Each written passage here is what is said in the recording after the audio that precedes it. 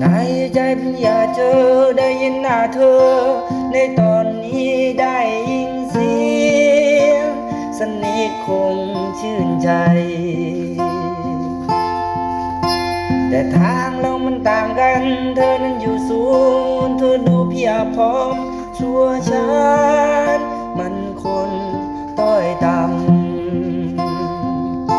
เป็นได้แค่เพียงหน้าสะสมรูปภาพเธอถึงละเมอหรือเพ้อฝัน